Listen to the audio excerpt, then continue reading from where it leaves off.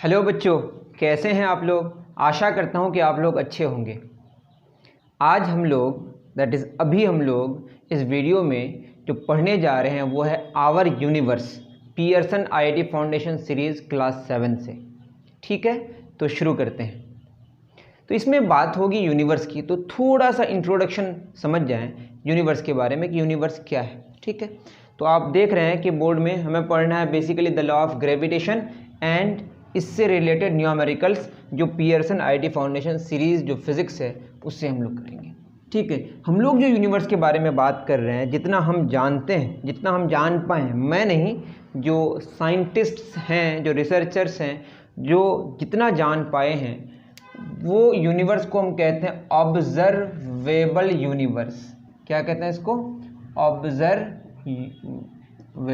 Observable universe. ठीक है, uni का मतलब सिंगल होता है। ठीक है, मल्टीवर्सेस भी हो सकते हैं, लेकिन अभी हम सिंगल एक वर्स के बारे में डिस्कशन कर रहे हैं जिसको हम यूनिवर्स कहते हैं। अब इस यूनिवर्स में जितनी सारी बातें हमने जान पाया है, जितनी सारी बातें हमने जान पाई हैं, वो सारी बातें जो हम इकट्ठा करेंगे, वो जो यूनिवर्स तैयार होगा उसको बोलेंगे ऑब्जर्वेबल यूनिवर्स।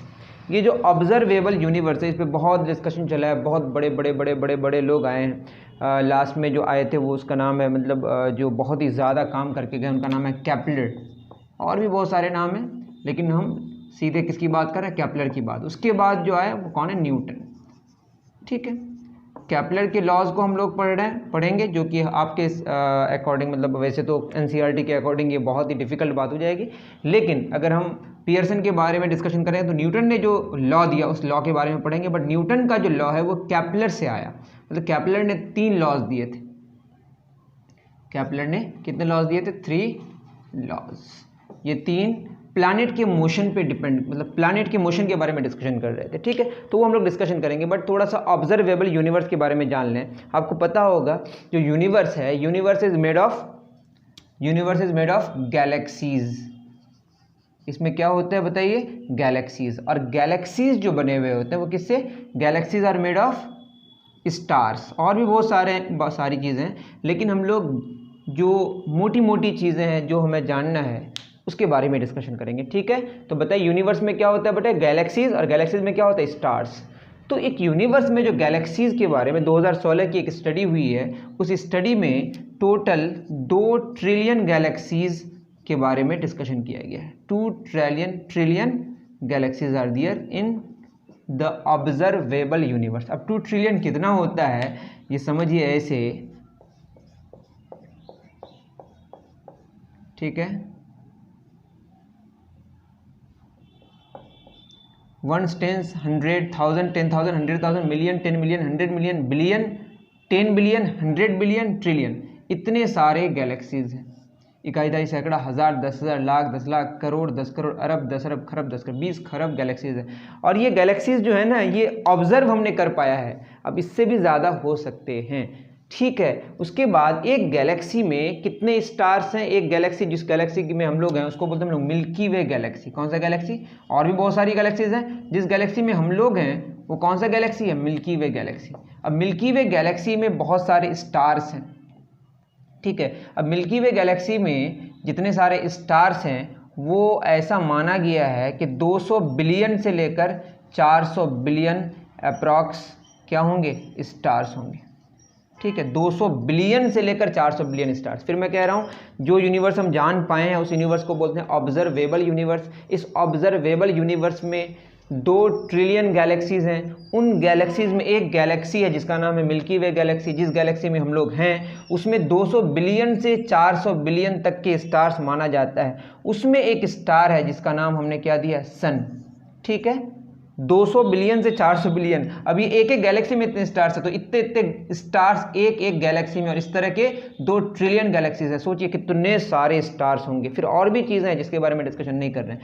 ये सन जो है ना, ये अकेले फिर नहीं है, इसके साथ प्लैनेट्स हैं। सन के साथ क्या हैं? प्लैनेट्स हैं। फिर प्लैनेट के साथ क्या है बताइए? मून्स हैं। ठीक है, मेरी बात समझ आ रही है? तो सन जो एक पूरा सिस्टम बनाएगा प्लैनेट्स और मून के साथ, मून्स के साथ, उसको हम बोलेंगे सोलर सिस्टम। कौन सा सिस्टम? Solar system. फिर मैं कह रहा हूँ एक यूनिवर्स है जितना हम जान पाएँ उसको ऑब्जर्वेबल यूनिवर्स कहेंगे। उसमें गैलेक्सीज़ हैं, एक कितने गैलेक्सी हैं, 2 ट्रिलियन गैलेक्सीज हैं 2016 की स्टडी के हिसाब से। और एक गैलेक्सी जिसमें हम रहते हैं उसको बोलते हैं मिल्की वे गैलेक्सी, उसमें 200 बिलियन से लेकर 400 बिलियन स्टार्स हैं अप्रॉक्स। उसमें एक स्टार है जिसका नाम है सन, जो हमसे सबसे नज़दीक है। उसमें फिर बहुत सारे प्लैनेट्स और मून्स उसके साथ एडजस्टेड हैं, जिसको हम कहते हैं ये बना सोलर सिस्टम। बात समझ आ रही है? ठीक है, तो इतनी बातें आप दिमाग में रखिए, इतना ज़्यादा आपको जानना नहीं है, लेकिन थोड़ा थोड़ा मैं आइडिया दे दिया। ठीक है, तो अब बात होती है कि ये जो बातें हैं जैसे प्लैनेट है, सन है, ठीक है, वैसे अब समझ आ गया कि हम लोग बहुत छोटे से हैं, वैसे सन बहुत बड़ा है। अब यहाँ पे सन है, इस सन के चारों ओर कौन, प्लैनेट्स घूमता है, प्लैनेट्स। ठीक है, प्लैनेट्स किस में घूमता है, पहले पता चला कि सन घूम रहा है या प्लैनेट्स घूम रहे हैं, ये सन और ये प्लैनेट्स। तो बात ये है कि क्वेश्चन ये था कि सन प्लैनेट्स के चारों ओर घूमता है, मतलब अर्थ एक प्लैनेट है, अर्थ के चारों ओर सन घूम रहा है या सन के चारों ओर अर्थ घूम रहा है। तो इसमें 2 बातें थी, एक को हम लोग बोलते हैं जियोसेंट्रिक, जियो मतलब अर्थ, और दूसरा होता है हीलियोसेंट्रिक। इस पे बहुत सारे बहस हुई, कोई बोला जियोसेंट्रिक, कोई बोला हीलियोसेंट्रिक, बहुत सारे अलग अलग साइंटिस्ट अलग अलग बोले।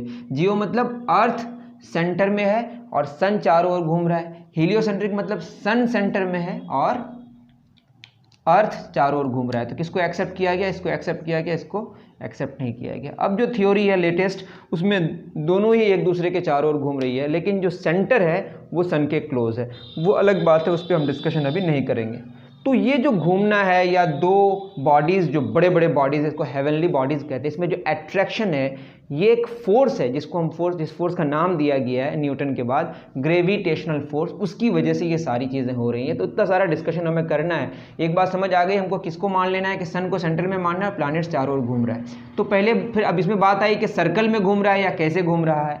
तो ठीक है, ये सब जानेंगे। ये एक्चुअली एलिप्टिकल पाथ में घूमता है, किसमें घूमता है, एलिप्टिकल पाथ में। अब एलिप्टिकल कैसा होता है कि ये सन है और ये एक प्लैनेट है, ठीक है, ये प्लैनेट जो घूमेगा तो कभी सन से नज़दीक होगा और कभी सन से दूर होगा।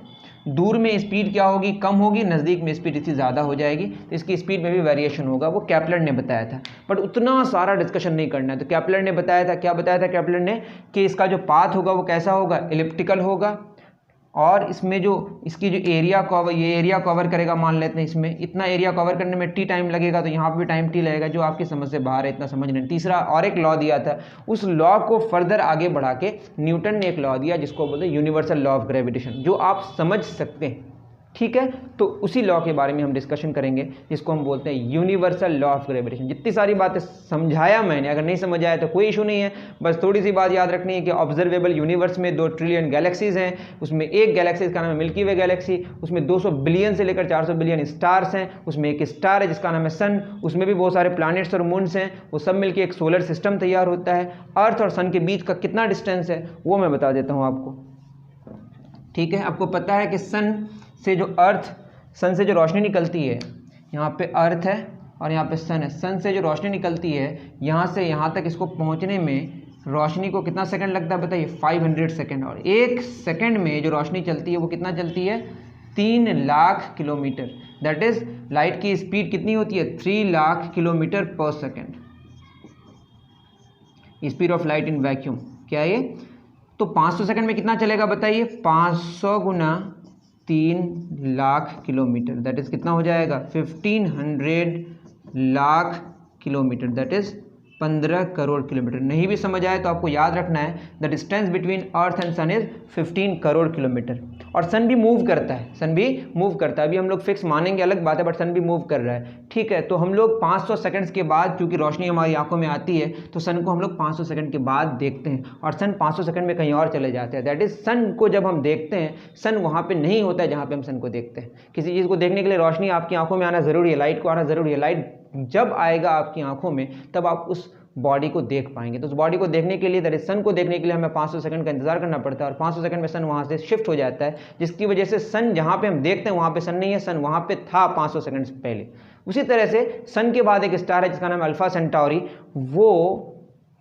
वहाँ की रोशनी को अर्थ में पहुँचने के लिए 4 साल से भी ज़्यादा लगता है। दैट इज़ अगर हम अल्फा सेंटारी को देखते हैं, अभी एक स्टार है जिसको हम देख पा रहे हैं, तो वो अभी का स्टार नहीं, वो 4 साल पुराना स्टार है, उसका पोजीशन कहीं और हो चुका है। तो इस तरह से जो हेवनली बॉडीज़ को हम देखते हैं वो वहाँ पे नहीं होता है जहाँ पे हम देखते हैं वो उसका पुराना पोजीशन है, क्योंकि हम उसको तब देख पाते हैं जब उससे निकली हुई रोशनी हमारे आंखों में पहुँचती है। तो ये बातें थी बड़ी बड़ी जो आपको समझ शायद नहीं आ रहा होगा। हम लोग सीधे बढ़ते हैं किस पे, द लॉ ऑफ ग्रेविटेशन पे।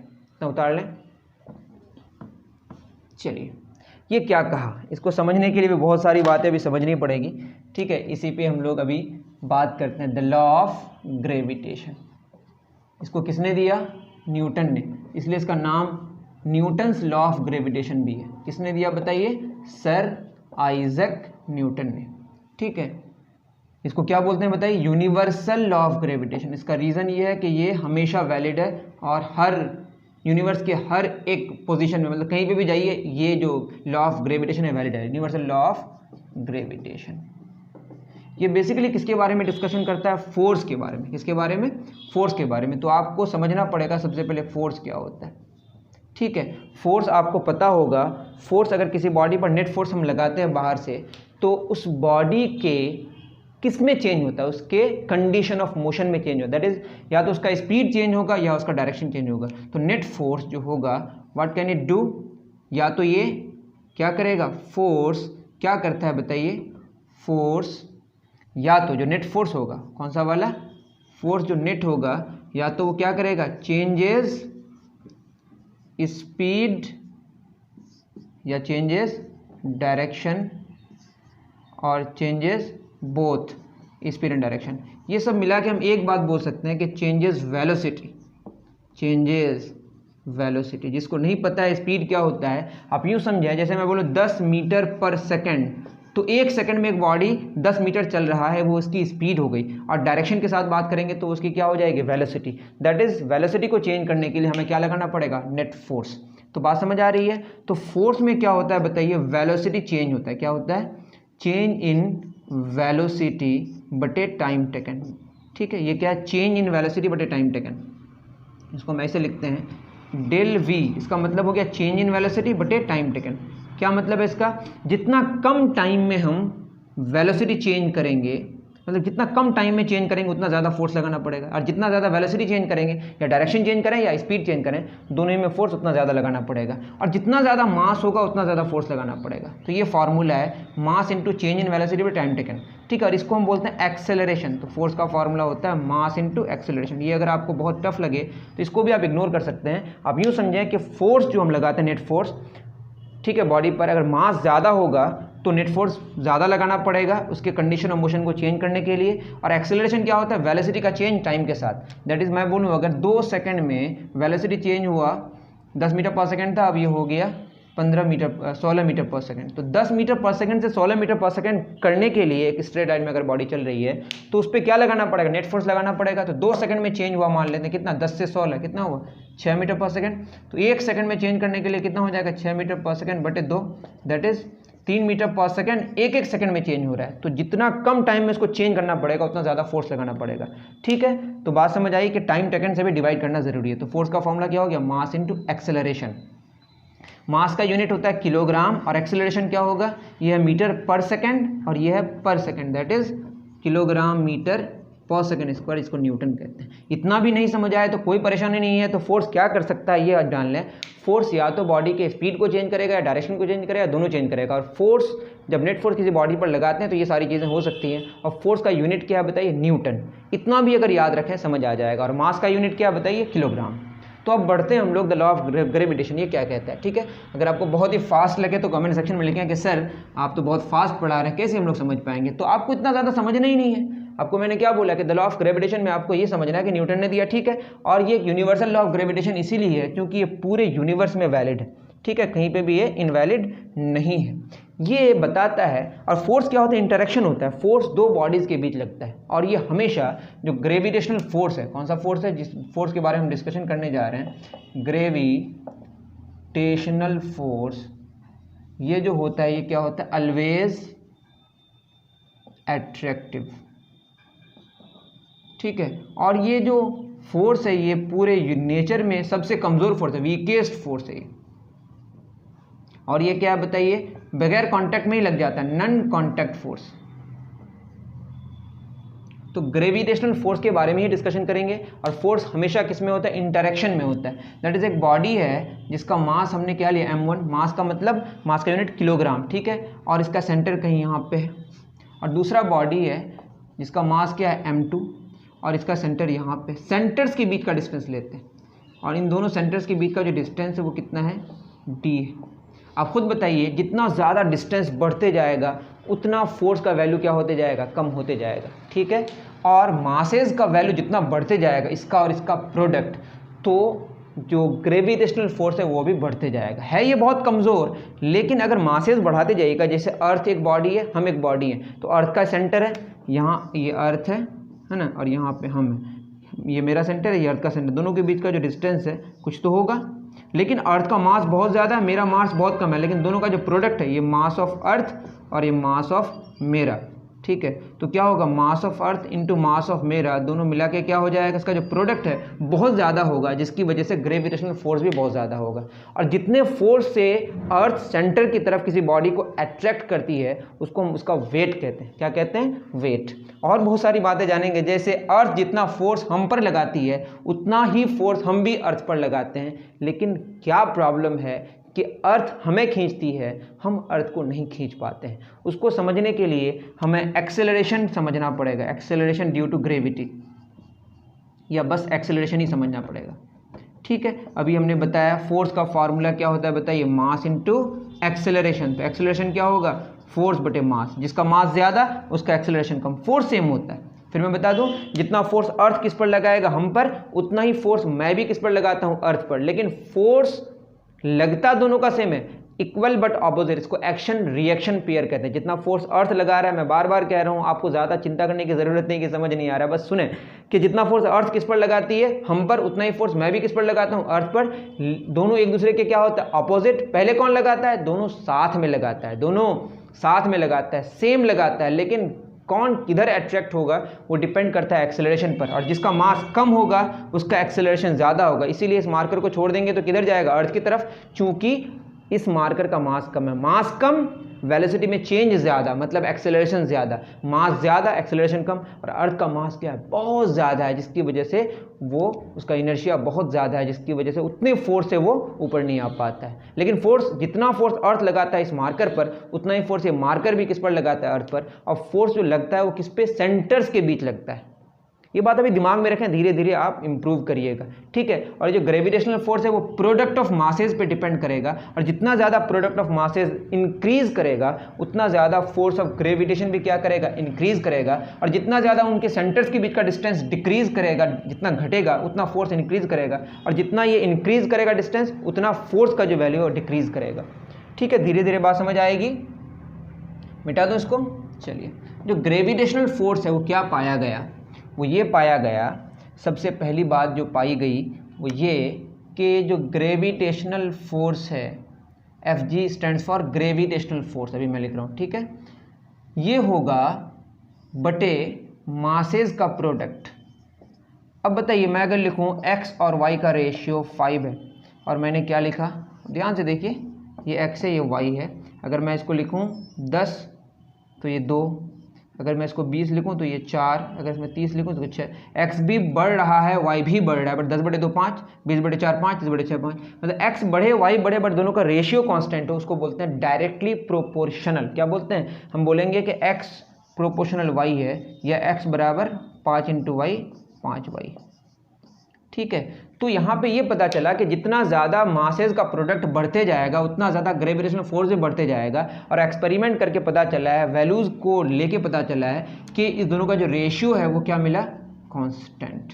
और जब कांस्टेंट होगा, या 5 है वहाँ कुछ भी होगा, हम नहीं जानते उसको, ठीक है। इतनी बात समझ आ रही है। दैट इज़, हम कहेंगे इसको ऐसे कि फोर्स ऑफ ग्रेविटेशन इज, ये डायरेक्टली प्रोपोर्शनल का साइन है, directly proportional to m1 × m2, इसको बोलते हैं हम लोग। ये पहली बात हो गई किसकी, यूनिवर्सल लॉ ऑफ ग्रेविटेशन की। अब आप खुद बोलें, अगर मैं बोलूँ x और y का प्रोडक्ट कांस्टेंट है तो क्या होगा बताइए, कांस्टेंट का वैल्यू, इसको मैंने 100 ले लिया, और ये x है और ये y है।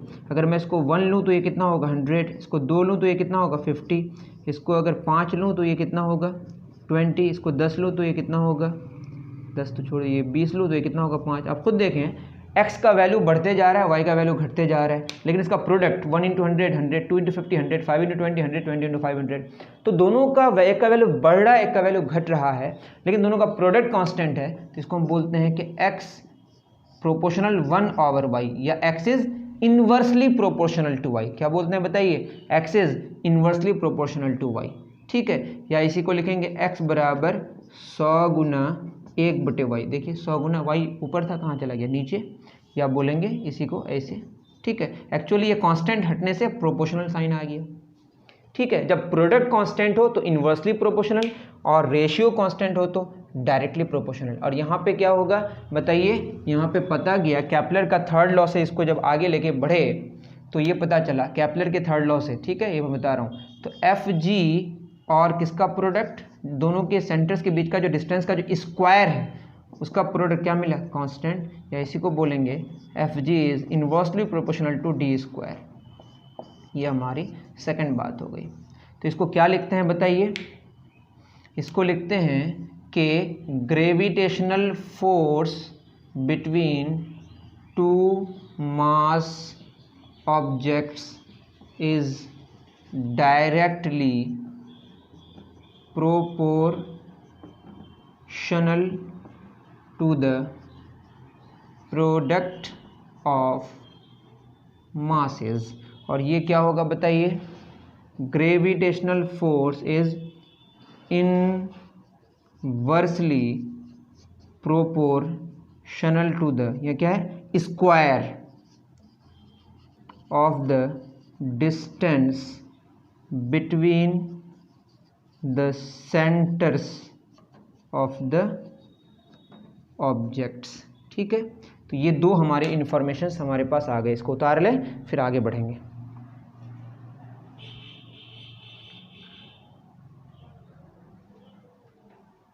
तो अगर नहीं समझ आया तो सीधे आप फॉर्मूला की तरफ हम आगे बढ़ते हैं। आप चिंता न करें, बिल्कुल चिंता न करें, एक ज़रा सा इसमें प्रॉब्लम नहीं है। आप यूँ जानें जो ग्रेविटेशनल फोर्स दो बॉडीज़ के बीच है वो क्या हुआ बताइए, m1 × m2 पहला, दूसरा क्या हुआ 1/d²। तो इस दोनों को एक साथ मिला दें तो क्या हो जाएगा m1 × m2/d²। ये आपका मेन बात हो गई।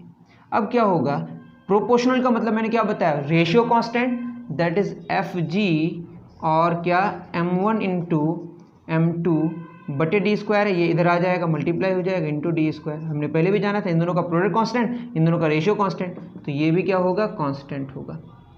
या बोलेंगे F G is equal to, constant के लिए हम जो सिंबल लिखते हैं यहाँ पे कैपिटल जी लिखते हैं, ये कांस्टेंट है, इस कांस्टेंट के लिए हमने जी लिखा। ठीक है, ये m1 × उधर चला जाएगा m1 × m2/d²। ठीक है, ये जो प्रोपोर्शनलिटी का साइन हटा के एक कांस्टेंट आया तो इसको बोलेंगे G is where G is proportionality constant. इसका नाम क्या है, नोन एज यूनिवर्सल ग्रेविटेशनल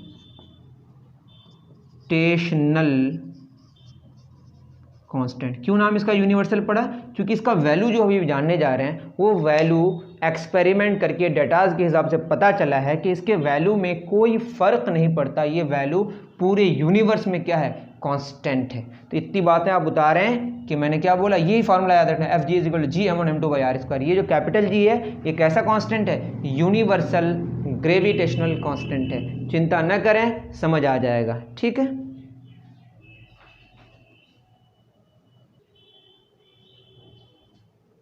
चलिए, अगर आपको कुछ भी बात समझ नहीं आ रही है तो चिंता न करें, आपको ये फार्मूला बस जानना है, उससे क्वेश्चंस बन जाएंगे। लेकिन तब भी मैं जितनी सारी बातें कही कुछ कुछ तो समझ आना चाहिए। बिल्कुल नहीं समझ आ रहा है तो फिर आपको थोड़ा वेट करना पड़ेगा, बाद में आपको समझने की ज़रूरत है। तो ये आपने कुछ लिखा, ठीक है, तो अगर आप नोट नहीं कर पाते हैं जल्दी जल्दी तो पॉज करके करें।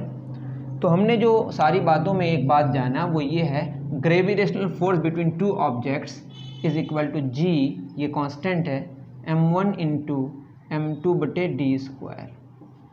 ये है आपका फार्मूला।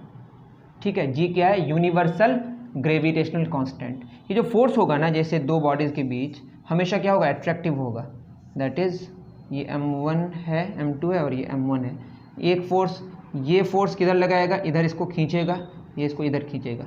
ये फोर्स लाइन ज्वाइनिंग में होगा। ये सब बातें अभी, इतनी सारी बातें अभी इतने डिटेल में नहीं पढ़नी है, लेकिन आप ये समझे इसी लाइन में लगेगा और हमेशा अट्रैक्टिव होगा। हमेशा क्या होगा? अट्रैक्टिव। और ये सबसे कमज़ोर फोर्स है। और जो ग्रेविटेशनल फोर्स है, बीच में कोई मीडियम अगर होगा, पानी आ गया या इसमें बीच में शीशा आ गया, ग्लास आ गया, इसकी वजह से कोई फ़र्क नहीं पड़ता। ठीक है, वो सब बातें धीरे धीरे जानेंगे। अगर इसको लिखें तो होगा F G into D square बटे m1 into m2 is equal to G. और ये जो कैपिटल जी है इसका फार्मूला हो गया कितना? f इंटू डी स्क्वायर बटे m1 इंटू m2। अगर मैं इसका SI यूनिट जानूँ, SI unit of G, G stand for universal gravitational constant. क्या होगा? फोर्स है, ग्रेविटेशनल फोर्स है, यूनिट क्या होता है? Newton. Capital N stand for newton. ये न्यूटन किसका यूनिट है? SI unit of force. Distance that is metre, distance metre, metre का square. Kilogram into kilogram, mass का यूनिट किलोग्राम, तो ये होगा किलोग्राम स्क्वायर। इसको लिखने का तरीका है न्यूटन मीटर स्क्वायर पर किलोग्राम स्क्वायर, या newton metre square kilogram plus 2 ऊपर जाएगा तो क्या होगा? -2। ये सब टफ लगे तो कोई दिक्कत नहीं है, तब भी आपको चीज़ें समझ आ सकती हैं। और ये क्या है? Universal gravitation. इसका जी का जो वैल्यू है वो 6.67 into 10 raise to the power of -11। घबराने की ज़रूरत नहीं है, ये एक वैल्यू है बस, ये एकदम कांस्टेंट रहता है हमेशा। और यूनिट क्या है? न्यूटन मीटर स्क्वायर पर किलोग्राम स्क्वायर। और ये कभी भी किसी की वजह से नहीं बदलता, independent of everything, independent of everything. ठीक है, ये किसी पर भी डिपेंड नहीं करता, ये हमेशा हमेशा के लिए पूरे यूनिवर्स के लिए क्या हो चुका है? फिक्स हो चुका है। तो इतनी सारी बातें जानने के बाद हम लोग अब शुरू करने जा रहे हैं इनसे रिलेटेड क्वेश्चंस। ठीक है, ये फॉर्मूला नोट डाउन कर लें और सीधे अच्छे अच्छे क्वेश्चंस हम लोग करेंगे। लेवल 2 का क्वेश्चन शुरू करते हैं। चलिए, तो उतार लिए होंगे तो ये फॉर्मूला मैं साइड में लिखते जाऊंगा। क्वेश्चन लेवल 2 का सबसे पहला क्वेश्चन, लेवल 2 36। ये कह रहा है अ बॉडी ऑफ मास 1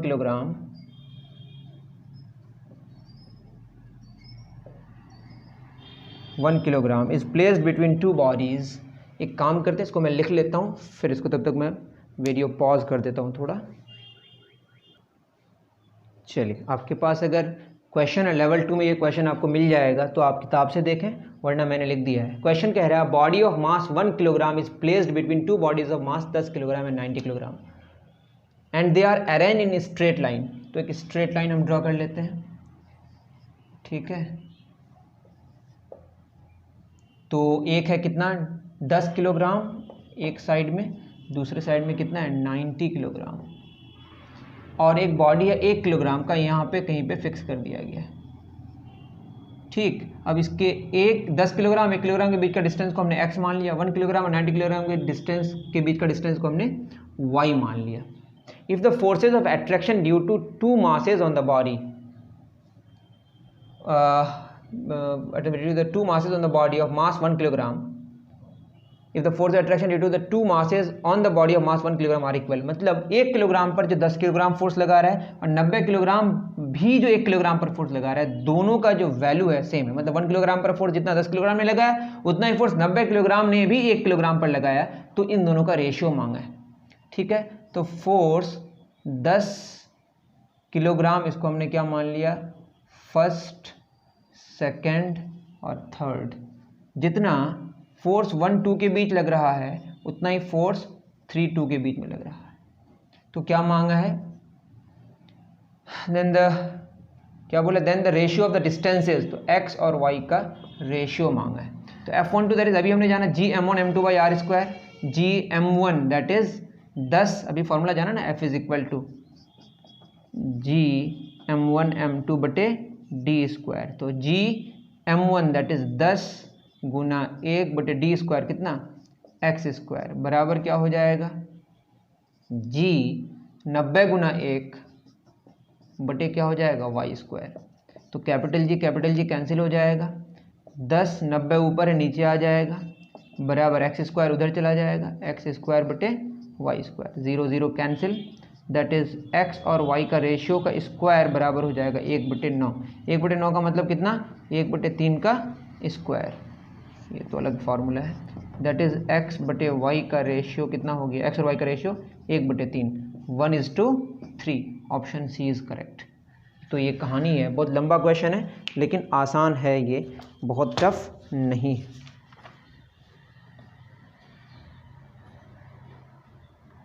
ठीक, अब आते हैं क्वेश्चन नंबर 38 में। इतना उतार लें, चलिए डन। क्वेश्चन नंबर 38 क्या कह रहा है इसको देखते हैं। क्वेश्चन नंबर 38 कह रहा है 3 masses A, B and C। यहाँ पे पूरा क्वेश्चन देखते हैं, वक्त लगेगा क्या। A है, C है और B है, दोनों के बीच का डिस्टेंस D है और इन दोनों के बीच का डिस्टेंस D/2 है। 3 मास A, B, C are arranged as shown in the figure. The mass of A is 2 times mass of A is 2 times mass of B। ये क्वेश्चन में बोला है, मैं पूरा नहीं लिख रहा हूँ। Mass of A is 2 times mass of B and the mass of B is 10 kilogram. Mass of B is 10 kilogram, तो इससे तो निकल जाएगा मास ऑफ A कितना हो जाएगा बताइए, 2 × 10 20 किलोग्राम। ठीक है। With the force of attraction between A and B, force of attraction between A and B and B and C, और फोर्स ये दोनों क्या इक्वल है, ये भी गिवन है। Then the mass of C, तो मास ऑफ C क्या होगा। तो क्वेश्चन आप समझ पा रहे हैं, मैं इसको दूसरे तरीके से लिख दिया। ऑप्शन है 10, ऑप्शन B है 5, ऑप्शन C है, ये किलोग्राम में है, 2.5, ऑप्शन D है 2। तो देखते हैं क्या कह रहा है ये कह रहा है अगर हम बात करें force A B, force B C same है, दैट इज़ क्या होगा, इससे अगर हम आगे बढ़ा भी जाना, G(m1) that is ma into mb mass of b बटे d² बराबर क्या होगा, G(mb) mc बटे d नहीं है, d का आधा है, d/2 का स्क्वायर। जी क्या हो जाएगा, कैंसिल। ma कितना है बताइए, यह 20 किलोग्राम, mb कितना है 10 किलोग्राम बटे d²। mb कितना है 10 गुना, यही तो निकालना है मास of c that is mc, d²/4। तो d² कैंसिल, 10 कैंसिल, 4 ऊपर चला जाएगा, 20 बराबर 4 मास ऑफ c। तो मास ऑफ c कितना हो जाएगा, 20/4 that is 5 kilogram. Option B is correct. I think समझ आया होगा। कैलकुलेशन बहुत टफ लगे तो कमेंट सेक्शन में लिखें, वैसे ये समझ आना चाहिए आपको।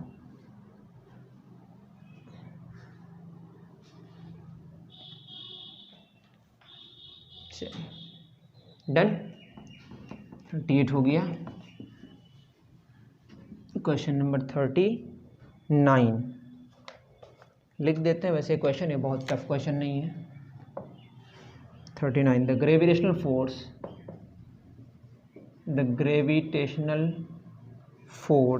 between two bodies is affected by, between two bodies is affected by, ये किसी की वजह से अफेक्ट नहीं होता वैसे, तब भी ऑप्शन लिख देता हूँ। The electric field, option B the magnetic field, option C heat, option D none. उसका जो फोर्स का वैल्यू है उसमें कोई अंतर नहीं आता है। अगर उसमें इलेक्ट्रिक फील्ड आ जाए बीच में, मैग्नेटिक फील्ड आ जाए, हीट आ जाए, हीट कर दे मतलब उसमें टेम्परेचर बढ़ा दे घटा दे, कोई फर्क नहीं पड़ता। तो क्या होगा, नन। तो बहुत ही आसान क्वेश्चन है ये। ठीक, उतार लें।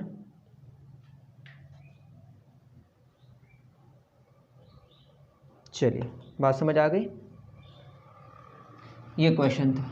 उसके बाद आता है वेट क्या होता है। वेट जितने फोर्स से आपको अर्थ या जिस प्लानिट में भी आप रहेंगे, जितने फोर्स से वो अपने सेंटर की तरफ आपको अट्रैक्ट करेगी, वही उसका क्या होगा, वेट होगा। ठीक है।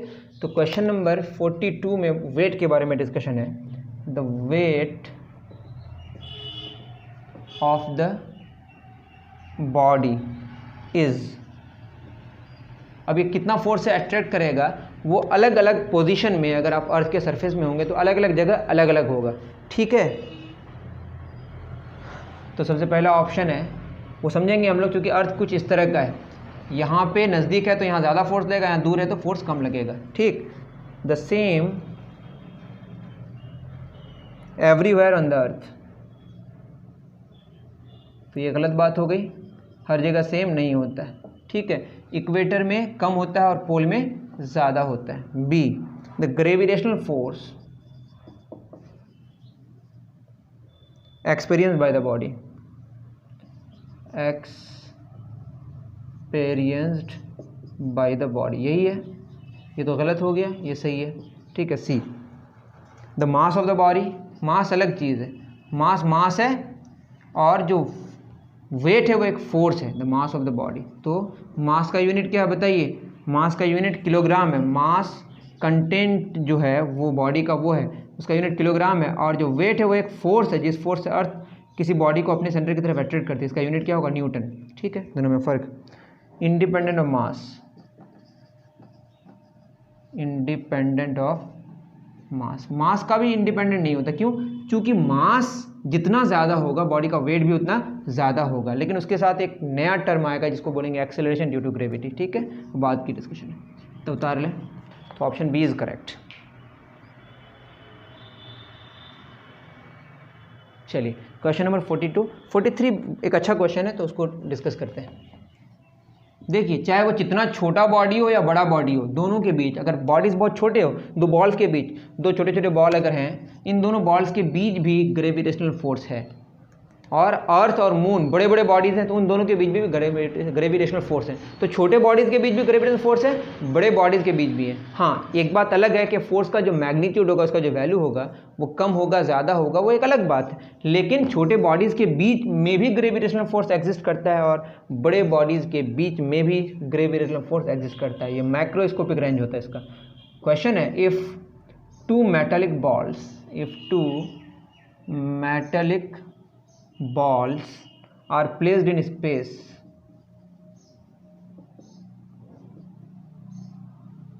where the weight of the ball is zero, where the weight of the ball is zero, weight zero का मतलब कोई भी प्लैनेट इसको क्या नहीं कर रहा है, या अर्थ उसको अट्रैक्ट नहीं कर रहा है। लेकिन कितने मेटालिक बॉल्स हैं, दो हैं। Option A, they move towards each other. Option B, they repel each other.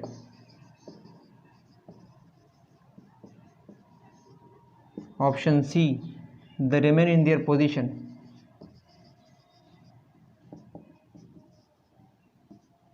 In their positions. We cannot say anything.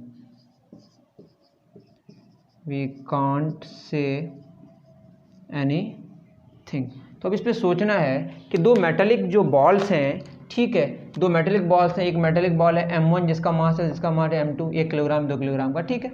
अब इसको ऐसी जगह हमने लेके गया जहाँ पे वेट नहीं है, मतलब अर्थ से दूर, सारे प्लैनेट से दूर, सारे स्टार से दूर, कोई ऐसी जगह पे लेके गया जहाँ पे कोई ग्रेविटेशनल फोर्स या कोई दूसरा फोर्स एग्जिस्ट नहीं करता है। लेकिन ये दो बॉडीज़ तो हैं, दोनों के बीच, दोनों में मासेज हैं, और मासेज होने की वजह से क्या होगा, इसके बीच में कुछ डिस्टेंस होगा, तो ये M1 M2 एक दूसरे को क्या करेगा, अट्रैक्ट करेगा। M2 M1 की तरफ आना चाहेगा और M1 M2 की तरफ आना चाहेगा, और चूंकि दूसरा कोई फोर्स एग्जिस्ट नहीं करता है, फ्रिक्शन नहीं है, कुछ भी नहीं है, तो ये धीरे धीरे धीरे M1 M2 की तरफ आ जाएगा, M2 M1 की तरफ आ जाएगा, ठीक है। तो ये दोनों आके मिल जाएगा, that is they move towards each other due to attractive gravitational force, due to attractive force, gravitational force is always attractive, okay.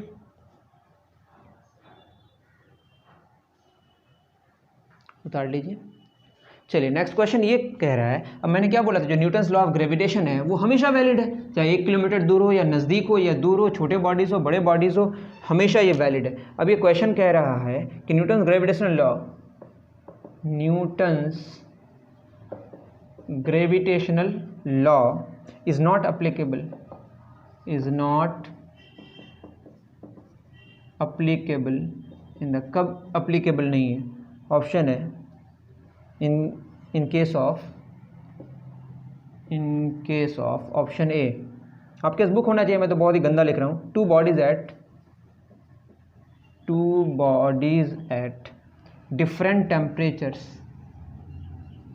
Different temperature अलग अलग है, कोई मतलब ही नहीं टेम्परेचर से इसको, सेपरेटेड बाय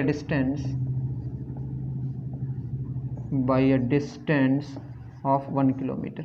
मैंने पहले ही कह दिया कि इसको मतलब नहीं है टेम्परेचर से, तो टेम्परेचर हो कुछ भी, दोनों का अलग अलग भी हो, कोई फर्क पड़ने वाला नहीं है। Newton's law of gravitation is valid for that. A body of smaller mass, a body of smaller mass and another body of larger mass and another body of larger mass separated by large distance, separated by a large distance। जैसे सन है और moon है, बहुत दूर दूर है, एक बहुत छोटा है एक बहुत बड़ा है, मून के रिस्पेक्ट में सन बहुत बड़ा है, तो भी क्या लगता है, फोर्स लगता है। तो ऐसा कोई कंडीशन नहीं है, तो गलत बात है, ये भी नहीं होगा। Two small masses separated by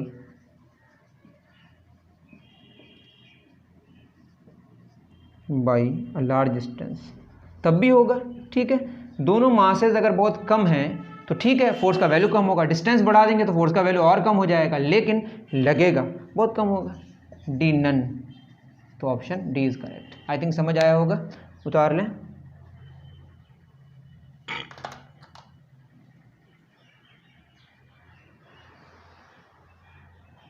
चलिए अब क्वेश्चन नंबर 46 की तरफ रवाना होते हैं।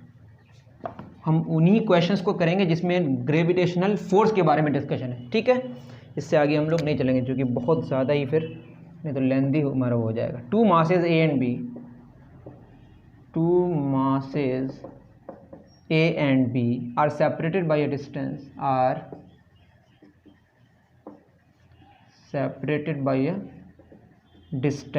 of 1 meter, ठीक। To increase the force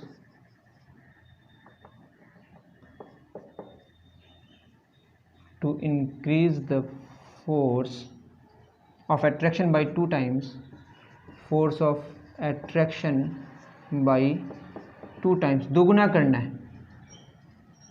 the distance between them should be कितना मीटर होगा। Option A 0.5, option B 2/3 metre, option C 2, option D 1/√2। तो क्वेश्चन है, 2 बॉडीज़ है ना, ए और बी, ए है और बी है, इन दोनों के बीच का डिस्टेंस कितना है, 1 मीटर है। अभी जो फोर्स लगेगा वो कितना लगेगा, वो हो जाएगा GMA, मास ऑफ ए इस तरह लिखा जाता है, बी ये मल्टीप्लाइड नहीं है, बस नीचे है, बटे 1², दैट इज़ ये हो गया GMAMB। नया वाला जो फोर्स होगा वो क्या हो जाएगा, दुगुना करना है, to increase the force of attraction by 2 times, that is 2F कर देना है। तो क्या हो जाएगा बताइए, ये हो जाएगा हमारा F न्यू 2F हो गया। तो क्या करना है, ये हो जाएगा हमारा नया वाला डिस्टेंस, हमें पता नहीं है, इसको हमने क्या लिख दिया, ये बराबर हो जाएगा F new GMA into MB। अब जो डिस्टेंस है वो कितना है पता नहीं है, दोनों के बीच का हमने D मान लिया नया वाला, बटे क्या हो जाएगा D², ठीक। इसको 1 मानते हैं, इसको क्या मानते हैं 2। अगर हम क्या करें, F और ये क्या है 2F, क्या आया हमारा, F आया GMAMB और 2F कितना आया, GMAMB बटे D²। तो हमने क्या किया, 2 इंटू F कितना है, GMAMB is equal to GMAMB बटे D²। ये तो कैंसिल हो जाएगा, दैट इज़ D² बराबर 2 ऊपर है, 2 कहाँ जाएगा नीचे, दैट इज़ D बराबर क्या हो जाएगा 1/2, यहाँ पावर 2 है, यहाँ पावर हाफ हो जाएगा, इसको स्क्वायर रूट कहते हैं, या 1/√2 मीटर हो जाएगा। ये बात आपको समझ नहीं आएगी तो आपको मैथ समझना पड़ेगा पहले, ऑप्शन डी इज़ करेक्ट, ठीक है, पावर 2 उस पर हाफ हो गया पावर, और पावर हाफ को हम लोग स्क्वायर रूट कहते हैं। उतार लें।